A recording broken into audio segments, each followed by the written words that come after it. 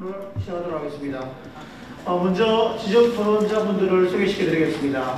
박수 나중에 한꺼번에 쳐주시고 고맙겠습니다. 신라대 상담심리 심리복지학과 손지현 교수님 참석하셨습니다. 박수는 한꺼번에 쳐들어가니까 절대. 부산참여연대 양희숙 사무처장님, 부산광역시 사회복지사협회 오성규 사무처장님, 법률사무소 동행의 이현우 변호사님, 전국민주노동조합 총연맹 부산지역본부 조직국장 백남훈 국장님 참석하셨습니다. 네, 소감 부탁드리겠습니다. 토론 발표는 방금 제가 허명하신 순서대로 해주시고 하겠습니다. 송 교수님 먼저 해주십시오. 네, 반갑습니다. 신라대 국제공업부에 있습니다. 손재현입니다. 아마 발제가 길다고 저희가 이제 여기서 계속 말씀하셨는데 내용이 사실은 하나하나 좀 소중하지 않은 내용이 없다는 생각이 좀 들고요. 특히 전국 최초의 조사 연구라는 점에서 굉장히 의미 있는 연구라고 생각합니다. 저는 몇 가지 사실은 세부적인 내용에 대한 이야기보다는 전반적으로 이 사업을 어떻게 봐야 되는지하고 저희들 관점을 조금 이야기해봤습니다. 그래서 제목도 저는 그냥 말 그대로 좋아하는데 간단하게 말씀드리도록 하겠습니다. 먼저 위탁사무에 대한 이해가 조금 필요합니다.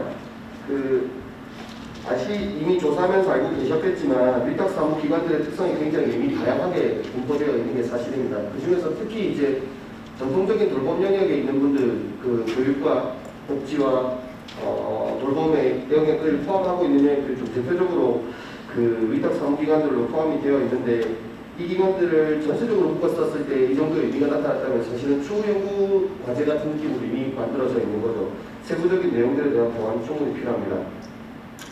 위탁사무, 저희도 일 지내다 보면 위탁사무 볼 때마다 항상 저희가 전셋집 새들어 사는 사람들한테 자꾸 집주인이 뭐라고 하는 업무라고 이야기하는데 위탁 업무를 바라볼 때 위탁기관들에 대해서 살펴보는 방법이 그 사무가 충분히 사실은 위탁 사무기관이 없었다면 본인들이 충분히 해야 되는 일임에도 불구하고 역할을 기대하는 것은 공공의 모습으로 기대하는 거죠.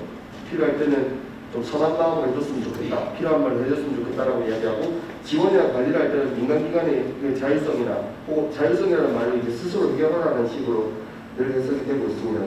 이유는 사실 이게 이제 저희 위탁사무 중에서 특히 복지 쪽이나 돌봄 쪽의 영역들이 1950년 전쟁이 끝나고 났었을 때부터 관에서 공공에서 적극적으로 이제 이 돌봄 체계를 관리하지 못하기 때문에 민간기관의 자율성을 통해서 사실은 들어오게 되면 행정적 지원을 해주는 방식으로 그 업무를 해결했던 것들이 계속적으로 남아있다 보니까 이런 모습이 등장하는 거죠. 때로는 선한 마음으로 좀 기대를 하기도 하고, 그래서 정확하게 전문적인 어떤 분야에 대한 이야기보다는 항상 좀 도와줄 수 있는 하는 그런 기대들이 좀 반복적으로 나타나는 걸 보입니다. 69페이지에 나와 있는 표라기보다 그림이 그런 내용이라고 봐주시면 될 것 같습니다. 그래서 이번 조사에서 나타났던 이야기들을 보면서 많은 분들께서 고민하시는 방식이 저와 비슷할 거라고 생각합니다. 아마 첫 번째 고민이 무슨 예산과 제도로 저거 다 해결하지 라고 하는 방식이 아니라 이걸 확인할 때는 적절한 임금 및 보호를 받지 못한 종사자의 어려움이 얼마나 컸을지, 그리고 사실 적절한 지원이 이루어지지 않은 상황에서 사업이 계속적으로 유지되었다고 한다면 적절한 지원을 하지 않으면서 가지게 된 부산시의 효용이 얼마나 컸었는지에 대해서 이야기를 해본다면 사실은 도와야 될, 지원해야 되는 당위성에 대해서는 충분히 확인되었다고 봅니다. 두 번째 관점입니다.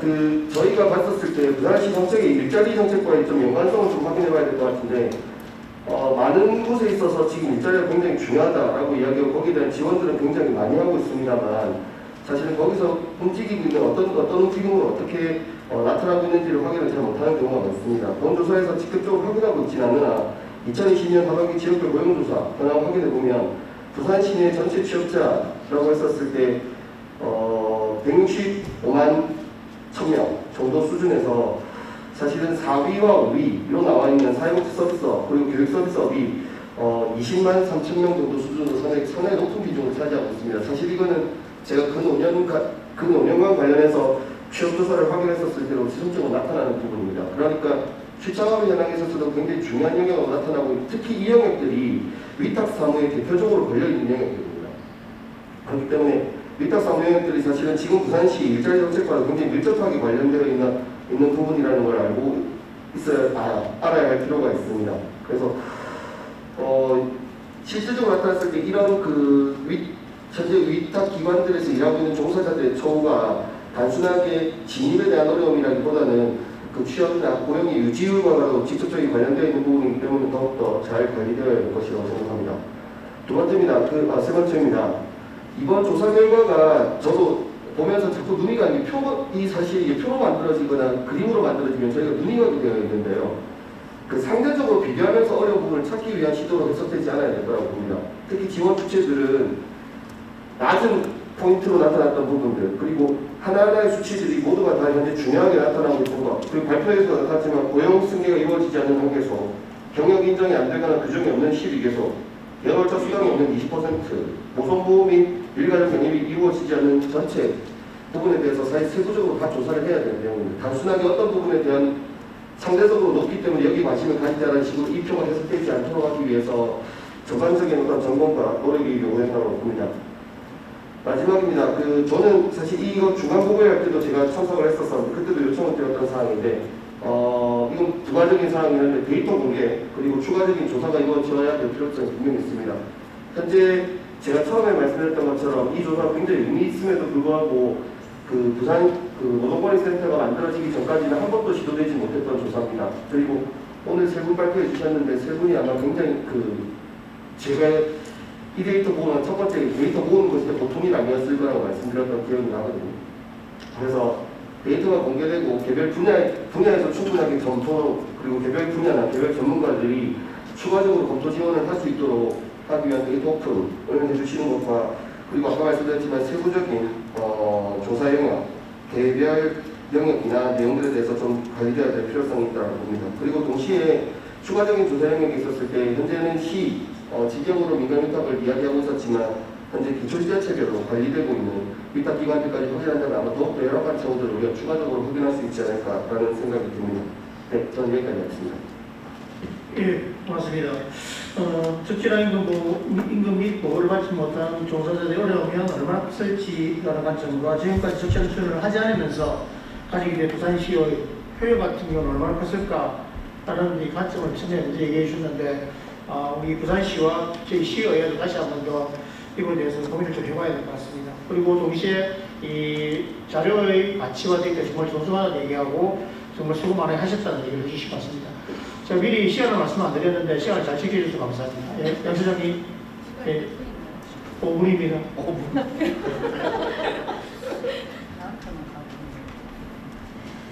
예, 반갑습니다. 부산 청년대 양희숙입니다. 제가 이 글을 좀 늦게 봤는데 일요일날 이제 보면서 이게 제가 토론자로 좀 적절하지 않다라는 생각이 너무 많이 들었습니다. 그래서 저는 크게 세 가지 측면인데요. 여기 이제 두 가지는 나타나 있는데 토론문을 보면서 좀 말씀드리도록 하겠습니다. 이제 두 번째 문단부터 읽도록 하겠습니다. 예, 부산시 민간위탁 기본조례 제1조와 제4조를 보면 부산시장의 권한에 속하는 사무, 즉 부산시의 업무나 사무를 지자체가 아닌 법인단체 등의 기관이나 개인에게 사무를 넘기는 것이 민간위탁입니다. 특히 사조는 공익성보다 능률성이 요청되는 사무라고 특정하고 있지만 민간위탁의 많은 업무가 공익성과 공공성이 요청되는 사무입니다. 부산시가 직접 사무를 처리해 공공성과 공익성을 확보해야 하는 업무를 번거로움과 책임에서 회피하기 위해 그리고 비용을 절감하기 위해 민간위탁을 선택한 것이라고 저는 보고 있습니다. 근데 이런 민간위탁뿐만 아니라 조금 다른 이야기지만 부산시 산하기관인 공사공단도 같은 상황이라 해도 과언이 아닙니다.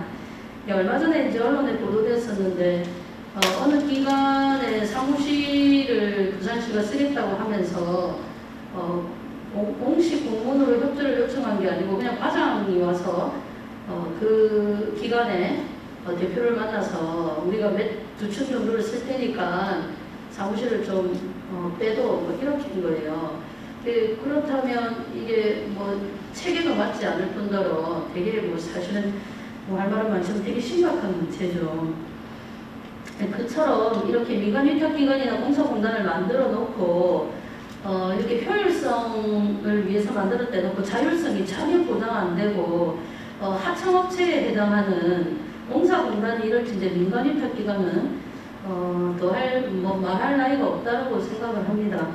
근데 모르겠는데 제가 이제 노동권익센터는 그런지 모르겠지만 저도 다른 민간위탁기관을 보면서 거기 종사하시는 노동자들한테 그런 이야기를 많이 들었었거든요.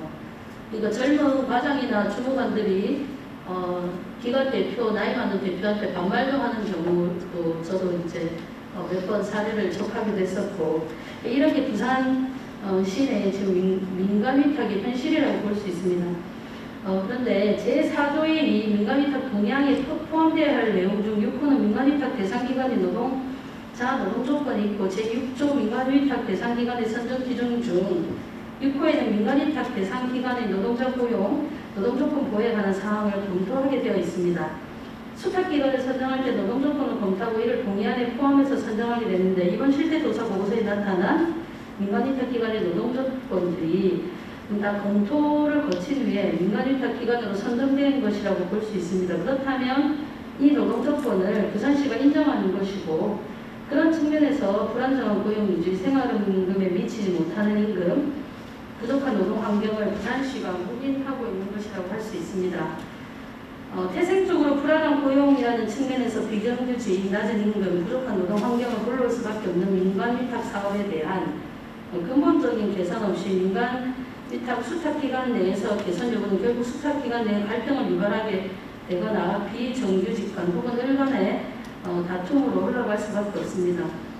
민간위탁 사무는 조례에서 보듯이 부산시와 시장이 수행할 사무입니다. 그런데 민간의 자율적인 행정 참여 기회를 확대하고 사무의 간소화로 인해 행정 능률을 향상시킨다는 명목으로 진행되는 민간위탁은 자율성은 거의 없고 행정 능률 향상 도모가 아니라 부산시 본청 정규직 공무원의 행정 업무를 보조하고 이들의 부담을 줄이기 위한 것이고 이로 인해 수탁기관의 노동자들은 또 다른 형태의 비정규직 상황에 놓이게 되는 것이라고 저는 생각을 합니다. 사회가 더 복잡해지고 시민은 더 다양한 공공서비스를 요구하고 있는 상황에 부산시가 직접 해야 할 사무를 공사공단을 만들거나 민간위탁으로 떠넘길 것이 아니라 어떤 분야, 어떤 부분을 민간위탁으로 할 것인지 그리고 어느 정도의 예산을 들여야 할 것인지 등을 검토하고 논의해야 된다고 생각합니다. 예, 그리고 마지막으로 이게 좀 중간에 이어지지 않는데 제가 그림 안을 사실 잘라내서 이렇게 마지막 결론이 좀 이상하긴 합니다만 이게 또 어찌 보면 또 가장 제가 말하고 싶은 내용일 수도 있습니다. 정규직 노동자와 비정규직 노동자를 동등하게 인정하지 못하는 것처럼 부산시 본청 공무원이 부산시 공사공단 민간위탁기관 노동자들을 같은 업무를 하는 동등한 존재로 생각하지 않는 상황이 민간위탁기관의 노동 환경을 열악하게 만드는 큰 부분이라고 생각합니다. 예, 이상입니다. 예, 정규직님 고맙습니다. 사실 부산시 공무원, 그 다음에 출자 출연기관 공무원, 그 다음에 민간위탁 또는 출자 출연기관의 업무를 다시 공모사업을 통해서 부탁하는 민간업체, 제가 보기에는 한 수십 개가 있을 것 같습니다. 이 처우에서는 처우는 정말 다른 것 같고요. 이런 부분 향후에는 이 문제도 저희들한테는 과제인 것 같습니다. 이런 문제 잘 풀어나가도록 하겠고, 우리 최 회장님이 자기는 토론자를 직접 하지 않는 표현은 아마 부산참여연대가 생활임금조차 받지 못하기 때문에 그런 얘기를 하신 것 같습니다. 아닌가요? 예, 비밀이랍니다. 예, 넘어가도록 하겠습니다. 예, 우리 오석희 사무처장님. 예. 네, 반갑습니다. 마이크가 상당히 좋네요. 소리 좋네요. 네, 고맙습니다. 예, 소개받은 부산시 사회복지사회 사업처장 오성준입니다. 예, 먼저 민간위탁 노동자들의 노동 환경 개선을 위해서 실제조사와 최종 보고에 자리를 마련해 주신 노동권익센터 관계자분들께 먼저 감사 인사 이렇게 드립니다. 예, 공공서비스 제공의 효율성을 위한 자문 정보, 또한 민간의 전문성 활용을 목적으로 부산시는 202개 기관의 위탁사무열 171개, 43개 이제 43개 부서에서 담당하고 있는데요. 민간위탁 기관의 부산시의 관리 부서에 따라 각각 이렇게 좀 관리가 되고 있고, 수탁 기관의 노동자들의 경우 각기 다른 지침과 처우 그리고 노동 환경에서 이렇게 좀 근무를 하고 있습니다. 공공의 사무를 위해 이제 채용되고 고용되어 있는 민간위탁 노동자들의 노동 실태, 즉 임금, 고용의 형태, 고용의 유지, 독립후생, 생활임금 등 민간 위탁 노동자들을 대상으로 전국 최초로 실시된 이번 실태조사는 민간 위탁 노동자들뿐만 아니라 지역의 노동자들에게도 큰 의미가 있다고 좀 생각이 듭니다. 특히 부산시 위탁시설로 이렇게 좀 분류되어 있는 사회복지사업법과 관련 법령에 근거한 사회복지시설이 이제 아니다라는 이유로 해서 사회복지 종사자 소개선 구조에 이렇게 좀 빠져 있는 민간 위탁시설의 사회복지 종사자들에게 이제 다음과 같은 다음과 같은 조사했다고 이렇게 좀 생각이 듭니다. 본 실태조사와 최종 보고의 자료가 매우 이렇게 좀 방대했고요. 잘 이렇게 좀 정리가 되어 있어서 저는 부산시 민간 위탁 사회복지 관련 시설에서 근무하고 있는 사회복지 종사자들의 노동 실태와 현황에 대해서 조금 더 구체화해서 이렇게 좀 말씀을 드리고자 하고요. 준비해온 자료로 발표 시작하도록 하겠습니다. 먼저 앞서 이렇게 말씀해 주신 바와 같이 민간 위탁 노동자들의 생활임금 미달자 비율을 보면 하이지, 즉 사원급과 기간제, 비정규 단시간 근로자, 그리고 용역 기타 고용 형태에서 많이 이렇게 좀 나타나고 있고요. 사회복지사 및 기타 사회복지 역시 남성보다 여성이 무비계약직, 기간제 고용 형태가 생활임금 미달 비율이 높게 이렇게 좀 나타나고 있습니다. 사회복지 현장의 특성으로 보건복지부에서 정해놓은 인건비 기준이 있는데요. 보건복지부 사회복지시설 종사자 인건비 가이드라인입니다. 부산시 민간위탁 사회복지 관련 시설의 경우 복지부 인건비 가이드라인을 기준으로 임금이 책정이 되고 있기는 하지만 당해 연도 인건비 테이블을 쓰지 못하거나 예산의 지속적인 동결로 인해서 인건비와 사업비가 부족해서 본인의 호봉을 제대로 책정하지 못하는 등 문제가 발생하고 있습니다. 21년 복지부 인건비 가이드라인의 경우 관리직 1호봉의 경우 184만 6,800원, 기능직 1호봉의 경우 182만 2,480원, 그리고 사무직 4급 1호봉의 경우 187만 2,400원, 의료직 4급 1호봉의 경우 187만 7,800원, 사회복지사 1호봉의 경우 191만 300원, 그리고 부산시 생활임금 미달이 될 수밖에 없는 구조적인 문제가 있다라는 말씀을 드리고요.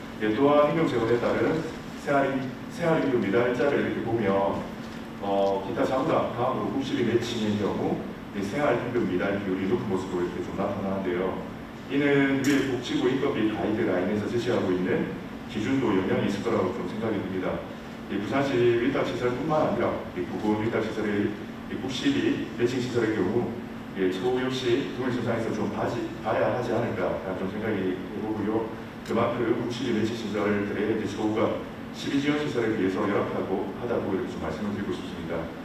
이에 현재 사회복지 관련 시설의 경우 복지부의 인건비 가이드라인을 기준으로 삼고 있지만 이번 부산시 조례 개정으로 생활임금 적용 범위가 확대된 만큼 생활임금을 기준으로 한 부산형 사회복지시설 종사자 인건비 가이드라인을 도입해서 좀 서도적으로 나갈 필요성이 있겠고요.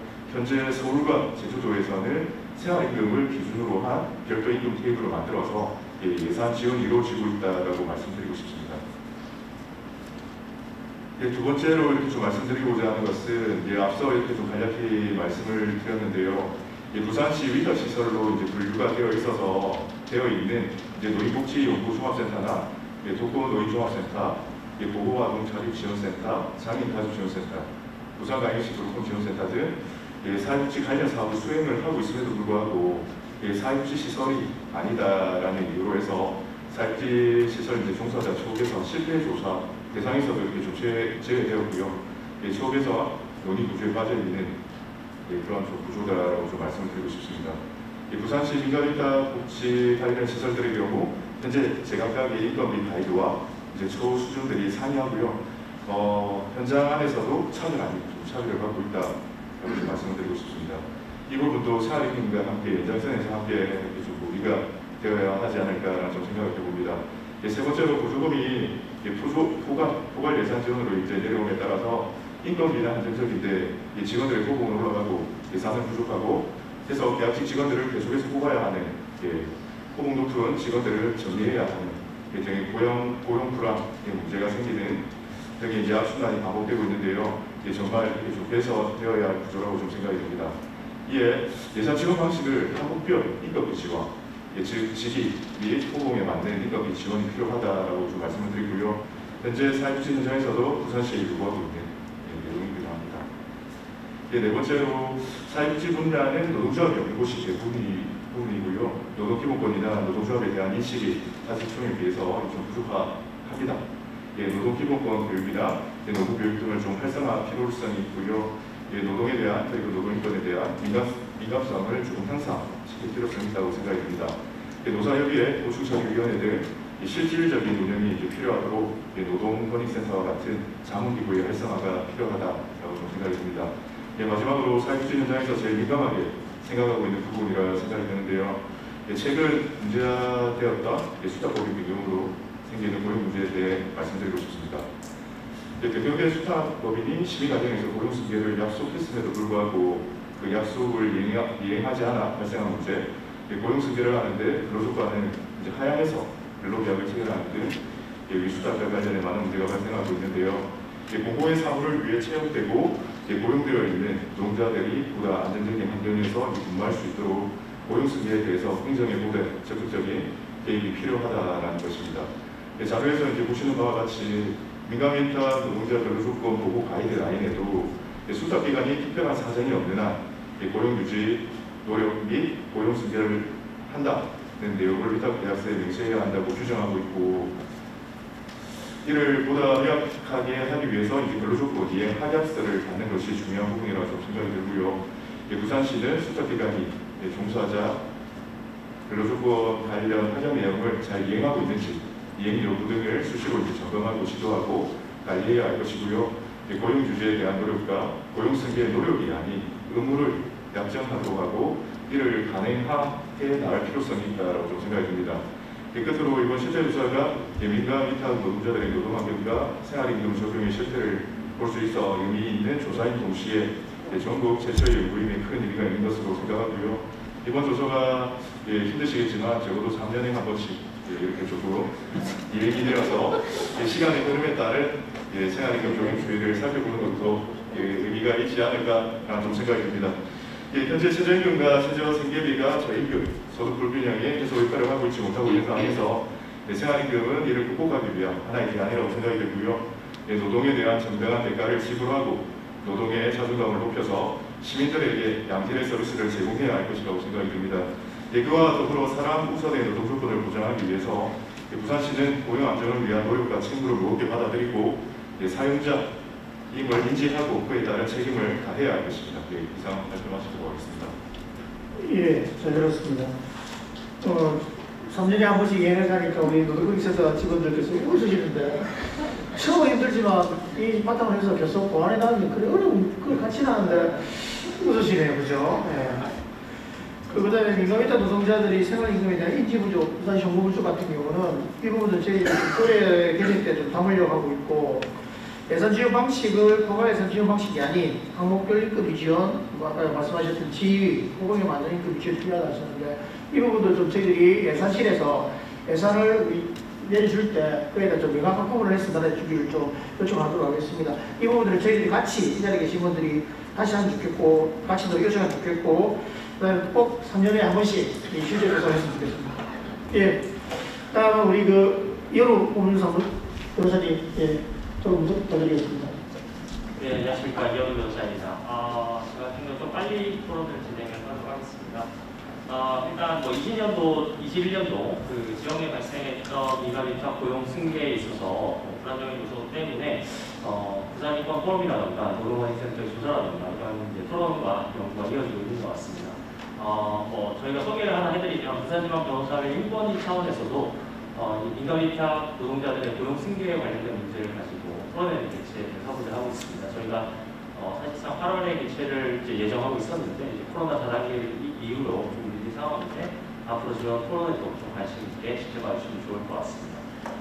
제가 일단 말씀을 드릴 사항들은 사실 부산 지역에 발생했었던 고용 승계 관련된 두 가지 건 제가 간접적으로나 직접적으로 개입해서 의견서도 써서 부산시에 제출을 하고 고용 승계의 필요성, 고용 승계를 부산시가 자기들이 이제 잘못 체결한 계약서에 따른 고용승계가 이루어지지 않는 부분에 대해서 부산시가 최고까지 관리감독을 다해야 된다라는 의견서를 제출하고 있는데요.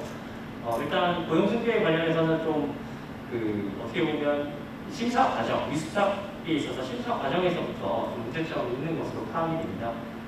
심사 과정의 문제부터 먼저 말씀을 드리자고 하면 일단 심사 과정에 있어서 프레젠테이션을 하는 과정에서 질문이 들어오거든요. 고용승계에 있어서 어떻게 할 것이냐, 노동자 고용승계 다 할 것이냐 라고 했을 때 이제 발표자가 고용승계 하겠다라고 이제 말을 하는 거죠. 그리고 이제 고용승계에 있어서 위수탁 점수를 높게 취득을 합니다.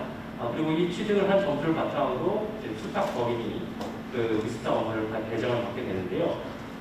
여기서 이제 문제가 되는 게 이 수탁 법인이 말을 했던 고용승계가 어떤 것을 의미하는가? 과연 노동요건이 휘태한 고용승계를 말하는 것인가? 아니면 그런 완전한, 저희가 흔히 말하는 완전한 고용승계를 말하는 것인가에 대한 부분이 좀 불안전하게 남아있는 부분이 있고요. 그리고 그렇게 이제 고용승계를 하겠다라고 말한 것을 계약서에 온전히 다룬다고 하면 그들이 이제 고용승계를 하지 않았을 때 법적인 구속력으로 이제 법적 책임을 묻거나 아니면 수탁 계약을 해제하거나 관리감독에 있어서 법적 구속력을 강하게 요청을 할 수 있을 것 같은데 부산시 탓하는 게 될 수밖에 없겠지만 계약서라던가 이행 합약서에 있어서 고용승계를 노력 규정으로만 남겨두고 있습니다. 그래서 결국에는 문제가 발생해서 간접으로 혹은 법적으로 접근을 하려고 할 때는 어떤 법적 구속력이 없는 단어일 뿐이다 라는 결론이 있을 수밖에 없는 그런 한계점이 있고요. 그럼에도 불구하고 끝까지 이 고용승계에 대한 사실 부산시 입장 조례도 있고 기타 법적 의무, 지침, 자기들의 지침도 고용승계를 최대한 유도해야 된다는 지침이 있음에도 불구하고 관리감독에 끝까지 책임을 다하지 않는 모습들이 좀 안타깝게 나오는 부분이 있습니다. 그래서 일단 고용승계가 과거 이제 저희가 좀 소극적인 판례 입장들을 통해서 고용승계 쟁점들이 되게 어렵게 다뤄지고 있었는데요. 사실 2021년 최근 들어 되게 좀 적극적인 판례들이 판시가 되고 있습니다. 고용승계에 있어서 고용승계 기대권이라는 것을 명시하면서 일정한 반응이 있고 그다음 계약 당시에 고용승계에 대해서 논의가 충분히 이루어졌다고 하면 그 노동자들한테 고용승계 기대권이 있는 것으로 인정해야 된다라고 하는 전형적인 판례가 나오기도 하고요. 그리고 노력규정의 해석에 있어서도 과거에 노력규정 자체가 법적 구성력을 갖지 않는다 못 받았던 것에서 한 걸음 더 나아가서 노력규정을 체결하는 과정에 있어서 그 체결 경위 이런 것들을 좀 더 면밀히 봐서 노력규정임에도 불구하고 법적 구성력이 있는 것으로 보아야 된다라는 판결들이 내려지고 있습니다. 그래서 이런 판결들을 기초로 부산시가 좀 더 적극적인 행정을 통해서 고용승계를 하지 않는 혹은 고용승계를 해태하는 그런 비슷한 사업장에 대해서 조금 행정을 처분을 해야 되지 않나라는 입장이 있습니다. 그리고 저희 마지막으로 하나 말씀을 드리면 사실 어떻게 보면 저희가 계약서에 문구 하나 넣는 것도 법적 근거가 있어야 문구가 넣고 법적 책임이 있어야 문구를 넣게 되는데요. 제가 지자체 조례를 전부 한번 체크를 해봤습니다. 부산시 내 16개 구군 지자체 조례를 조금 체크를 해봤는데요. 심지어 이제 노동자의 근로조건, 고용, 노동 이런 고용승계에 대한 규정이 전혀 없는 지자체가 5구가 있었고요. 그리고 노력 규정으로만 존재하는 곳이 이제 3구 정도가 있었습니다. 그래서 저희가 이런 연구 그리고 논의 바탕을 통해서 지자체 조례들도 빨리 개정이 되야 되지 않나 이렇게 생각합니다. 그리고 저희 마지막으로 부산지방 변호사회가 생각하고 있는 방안에 대해서 말씀드리자면 저희가 위수탁 업무에 대해서는 변호사들이 위원으로 참석을 하게 됩니다. 그 위원들을 대상으로 고용승계 이런 쟁점들이 있고 고용승계 PPT 당시에 당신들이 질문했던 대답이 어떤 의미를 가지고 그것들이 어떻게 계약서에 현출돼야 되는가에 대한 저희가 매뉴얼을 만들어서 그 위원회에 참석한 변호사한테 제공하도록 하려고 계획을 하고 있고요. 이런 것처럼 좀 실효적인 방안들을 통해서 최소한 고용승계에 있어서 노동자들이 불안감에 떨지 않을 수 있는 대책들이 마련되었으면 합니다. 네, 이상입니다. 예, 고맙습니다. 박수치기가 뭐죠? 예. 일절히 보고 싶답니다. 예.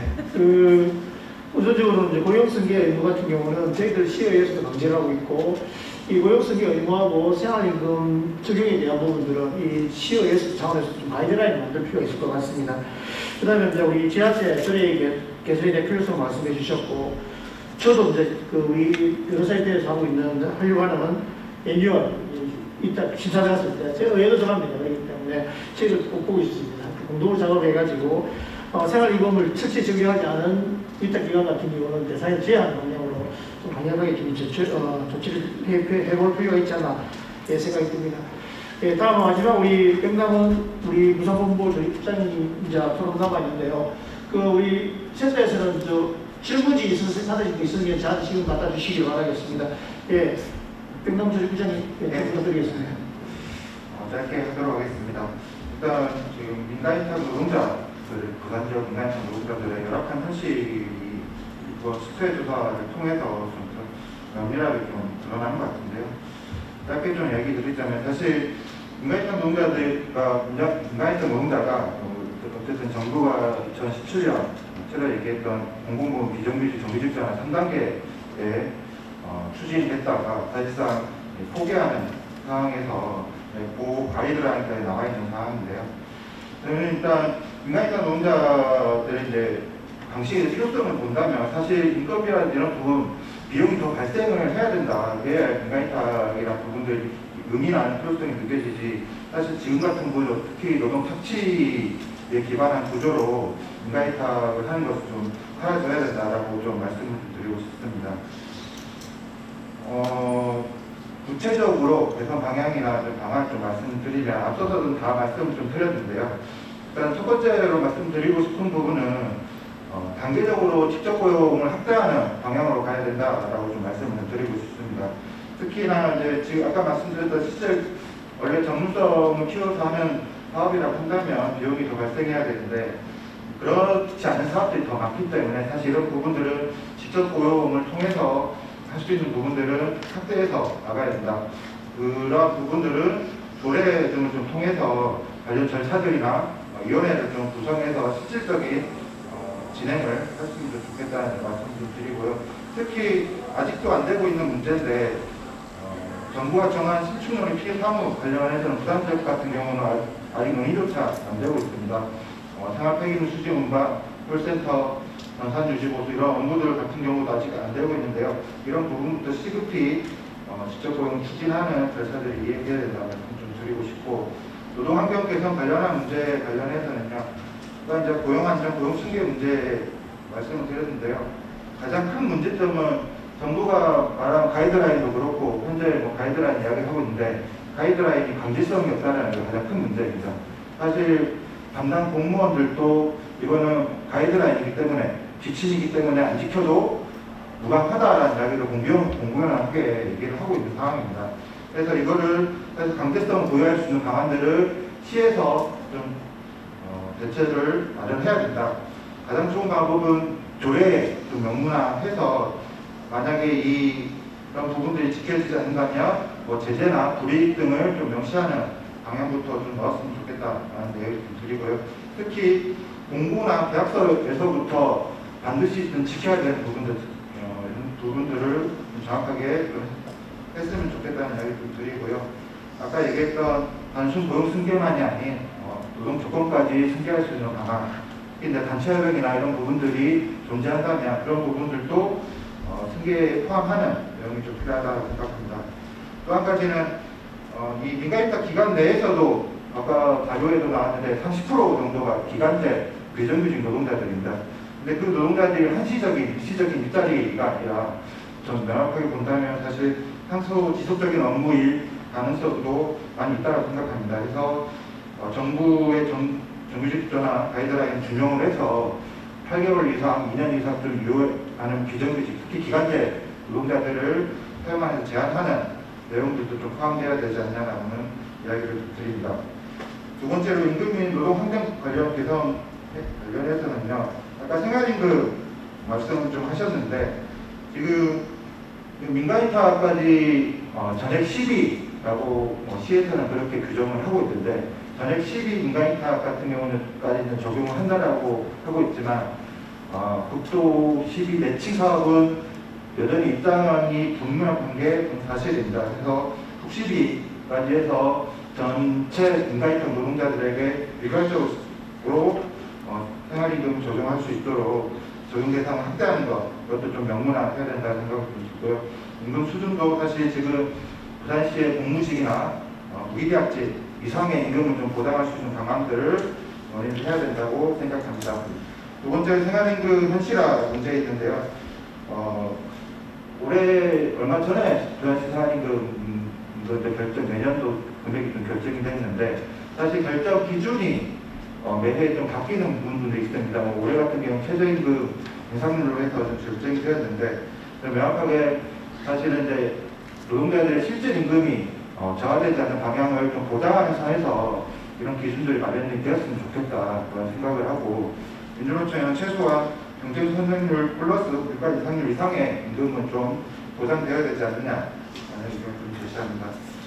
그리고 넘어가서 저희가 자료를 좀 제시했는데 각 시도별 생활임금 금액과 이제 산입범위 관련한 부분인데요. 아까 뭐 얘기 나왔지만 부산시 생활임금 통상임금 기준인데 이 통상임금에 온갖 것이 들어가 있습니다. 그래서 사실 이제 요새 뭐 대기업도 통상임금 계산하기가 만만치 않아서 뭐 법적 문제까지 이루어지고 있는데 이 자그마한 민간위탁 기관에서 이 통상임금 금액을 산입 범위를 어느 정도까지 정확하게 계산할지 모르겠는데요. 어쨌든 통상임금 기준이 너무 불명확하고 정기상여금이라는 비정기성 상여금까지 포함시킨 거는 사실 부산시가 통상임금 생활임금에 포함되는 통상임금 기준을 너무 넓게 잡아서 생기는 문제라고 좀 생각을 합니다. 그래서 그 생활임금 기준의 산입 범위를 좀 다른 서울이나 다른 지역들은 협소하게 좀 해야 된다. 그래서 상여금, 정기 상여금 같은 부분, 매월 지급되지 않는 상여금이나 금액 같은 경우는 제외시키는 대책들이 좀 필요하다라고 좀 생각이 듭니다. 생활임금 관련해서 마지막으로는 아까 뭐 의원님도 말씀하셨지만 실제 이제 강제성이나 제재 방안을 좀 마련을 해야 된다. 그래야 좀 실효성 있게 지켜지지 않겠나라는 이야기를 좀 드립니다. 마지막으로 노조할 권리를 좀 보장해야 된다는 내용을 좀 포함시키고 싶은데요. 사실 이제 노동조합을 민간위탁기관에서 만들게 되면 노동조합 활동하기 쉽지가 않습니다. 어느 사기업처럼 노동조합을 탄압하거나 부당노동행위가 일상적으로 발생을 하는데요. 이런 노동자 활동 보장이나 활성화, 부당노동행위를 금지하는 내용들을 관여한 계약서나 조례에 좀 포함해서 부당행위 이런 부분들 한 사용자한테 계약 폐지라든지 이런 부분들을 좀 할 수 있는 내용들이 좀 필요하고요. 특히 아까도 얘기했던 위탁기관 변경시 단체장이 있는 경우에 승계할 수 있는 내용들을 좀 포함시키는 부분도 필요하다고 생각합니다. 또 한 가지는 노동조합과 체결한 단협이나 인근협약 등이 예산이나 아니면 이것들이 반영이 돼야 돼요. 왜냐하면 단체 교섭을 하다 보면 사실상 지자체, 원청이 반대한다. 뭐 시에서 승인이 안 난다. 예산 그렇게 쓰면 안 된다더라. 이런 이야기들이 많이 단협에 나옵니다. 그렇다고 그렇다고 해서 이제 저희가 시 공무원과 찾아가서 이야기를 하긴 하는데요. 만약에 필요하다면 시도 사용자로 나오고 만약 그런 부분이 있다면 시도 뭐 사용자가 참여할 수 있는 방안을 마련하든지 아니면 민간위탁 당사자들끼리 체결한 단협이 유효하게 지켜질 수 있도록 하는 방안들이 좀 필요하다고 생각합니다. 이상입니다. 예, 저희 기자님 수고하셨습니다. 직접 고용 확대와 그다음에 이 민간위탁 지정시 고용승계와 노동조건 정상에 대한 부분을 좀 명확히 했으면 좋겠다는 부분하고 비배칭 지자체가 당사자가 되는 민간위탁에 정치적으로 나가는 부분들을 말씀해 주셨습니다. 그리고 부산시와 기초자치단체 생활임금 적용이 다르더라고요. 그것도 확인해 봤는데 이 부분을 적용을 강제를 할 수 있는 방법들이 어떤 방법일까? 저도 특별 교부 교부할 때 이 부분을 좀 강제해야 되지 않나 좀 생각이 들긴 합니다. 사실 그 부분 저희 고민해 볼 필요가 있는 것 같고 마지막으로 또 노조할 권리를 얘기하시는데 제가 알기로는 우리 노동센터에 노조가 있습니다. 잘 되고 있는지 잘 모르겠지만 그에 대한 부분을 물어보러 남겨놓도록 하겠습니다. 우리 플로어 계신 분들 중에서 보니까 질문하실 분 있으시니까 제가 이 질문지는 3개가 들어와 있는데 제가 볼 때 지금 계시니까 이 플로어에 계신 한 분과 이 질문지 3개 중에 아직 뭐 간단한 내용들이기 때문에 질문을 답하는 행동을 해가지고 진행하고자 하는데 질문하실 분 플로어에 계신 분 있습니까?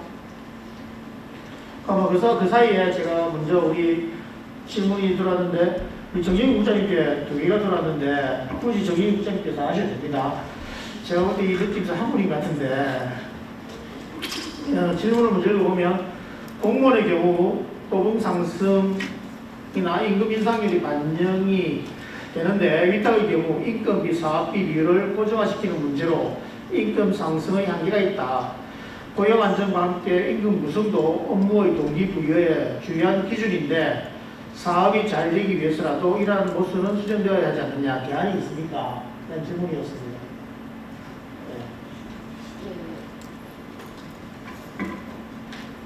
어쨌든 이것을 만들기 위해서 오성균 사무처장님께서도 얘기를 하셨듯이 한국별 임금 부분을 얘기를 하시는 부분들이 있고요. 또 하나는 부산시와 업무 협약을 맺은 문제와 관련해서 예를 들어 인건비, 운영비와 사업비의 비율에 대해서 이게 고정적이고 이건 불가하다, 이게 절대 변할 수 없다라고 하는 부분들에 대해서 일정 정도 논의 속에서 이것이 열어질 수 있다라면 그것 또한 하나의 대안이 될 수 있지 않을까라고 생각을 합니다. 예, 답변이 되었을까요? 모르겠습니다. 질문하신지를 잘 몰라가지고. 네. 그 다음에 보니까 저한테 질문이 하나 있어요. 이 자장인데도 불구하고 저한테 질문을 하셨네요. 무기계약임에도 근로계약서를 매년 작성한다면 기간제 양성을 방조하는 것인데 곧바로 시정되어야 하며 실효성 당부를 위해 의회나 시차원의 대책은 무엇입니까? 하는 질문인데 우리 김성현 주무관이 계시니까 우리 시에서 대책을 마련하셔가지고 시의회에 보고해 주시길 바라겠습니다. 예, 다음은 기간제 최근 사례를 통해서 고용 승계는 했는데 기간제 임금 하락은 포함 내용이 아니었다. 즉 흔히 말하면 아까 우리 백남훈 조직부장이 말씀하셨던 고용 조건이 승계를 됐지만 환경이 안 좋기 때문에 하락이기 때문에 오히려 이 사람은 내 보낸 행식이 아니냐. 이걸 또 조례를 통해서 담보가 돼야 하는데 조례 제정의 시기가 필요하지 않느냐. 당장의 시차원 대응 방안은 무엇이냐. 이걸 정진규 사무장님께서 하셨어요. 근데 이 부분들은 이 조례 개정은 저희들 시의회에서 하고 그 다음에 시에서 하는 방향이기 때문에 시 개정할 때 이 부분들은 다시 한번 더 논의해가지고 구체적으로 같이 하면 될 것 같아요. 네, 같이 한번 담아가지고 이 자리에 계신 분들 오늘 토론의 내용을 담보해가지고 좀 차원의 조례 개정을 같이 해야 될 것 같고 그 다음에 시 차원의 대응 방안은 지금 뭐 완성되어서 오는 것 같기 때문에 한번 오늘 이 토론의 내용을 다 아셨기 때문에 우리 시에서 아마 저희들한테 가져오면 같이 공유하도록 하겠습니다. 예를 들어 민간위탁기관 보호 가이드라인을 시 차원에서 조금 고민할 수는 있지 않을까라고 생각을 합니다. 이것을 시기가 언제다라고 하는 문제가 아니라 적어도 이 민간위탁기관에 대한 그 보호 가이드라인을 만들 때 고용에 대한 문제, 이게 우리 이 변호사님 말씀을 하셨지만 이런 문제들도 들어가 있고 임금과 관련된 부분들에 있어서도 생활임금이 적용될 수 있게 만들고, 예를 들어 백남훈 조직국장님이 말씀하셨다시피 만약에 이게 생활임금 정도를 이게 미지급하는 사태가 계속 만들어진다고 하면 이후 계약과 관련된 부분들에 대한 것까지도 함께 고민을 해서 이 가이드라인 속에 집어넣는 것이 어떠냐라고 하는 전체적인 고민의 틀들은 좀 나오지 않을까라고 생각을 합니다. 예. 시간이 이제 4시를 넘었기 때문에 좀 정리를 좀 해야 되겠는데요. 이 부산광역시 생활임금조례 제4조 시책무에는 이렇게 되어 있습니다. 1항 시는 생활임금의 원활한 적용을 위하여 적정한 규모의 예산을 마련하여야 한다. 2항 시는 소속 노동자에게 생활임금 이상의 급여를 지급할 수 있도록 노력하여야 한다. 이렇게 되어 있습니다. 관계조약이 아니고 제11조 생활임금의 장려라는 부분이 있습니다. 시장은 부산시와 위탁 용역 및 그 밖의 계약을 체결하는 자가 그 공공계약을 이행하는 소속 노동자에게 생활임금을 지급하도록 권장하고 필요한 경우 가점 등의 장려 정책을 시행할 수 있다. 이항 시장은 공공계약 체결을 위하여 공공계약 대금을 산출하는 경우에 농무비는 생활임금이 반영될 수 있도록 노력하여야 한다. 이런 부분이 있습니다. 사실은. 저는 사실 조례 예약 부분 임의규정도 있고 임의규정 때문에 강행되지 않은 부분도 있지만 사실은 강행 규정임에도 불구하고 적용이 안 되는 사례도 많이 있습니다. 이런 부분들은 저는 시의 의지라고 보여집니다. 예산 또한 마찬가지 시의 의지라고 보이기 때문에 저는 중간 보고에서 떠나서 이번 오늘 또 토론을 통해서 너무 풍성하게 된 것 같아가지고 저희 이 논의 과정들이 정확하게 우리 생활인권 적용 대상자 노동자들에게 좀 적용이 됐으면 좋겠다는 생각이 듭니다. 예, 끝으로 우리 이 자리에 계신 우리 발제자 중에서 마무리하신 분 계신가요? 예. 네, 긴 시간 대단히 감사하고요. 여러 가지 이제 의견들을 들어서 이제 앞으로 해야 될 일들이 더 많아진 것 같은데, 네, 그래서 차후에 이러한 결과들을 가지고 저희가 뭐 매뉴얼까지는 아니더라도 체크리스트의 방법으로 라도 뭔가를 만들어서 뭐 민간위탁 기간에 뭐 제공을 하든 아니면 조례를 만드는 데 도움이 되든 노력을 해야겠다라고 하는 생각을 했습니다. 네, 여기까지 하겠습니다. 감사합니다. 예, 이 민간위탁 기간 노동 실태 조사를 해주시고 발제해 주신 우리 발제자분들과 그리고 그다음에 토론자를 참석해 주신 다섯 분 모두 감사히 드립니다. 그리고 우리 플로에 계신 분들도 진심으로 감사의 말씀드립니다. 정말 수고 많으셨고요. 마지막으로 이 정리라고 앞에 오셔가지고 그리고 오늘 첫 얘기인 것 같아가지고 같이 촬영하고 마무리하도록 하겠습니다. 네, 모두 수고하셨습니다. 고맙습니다.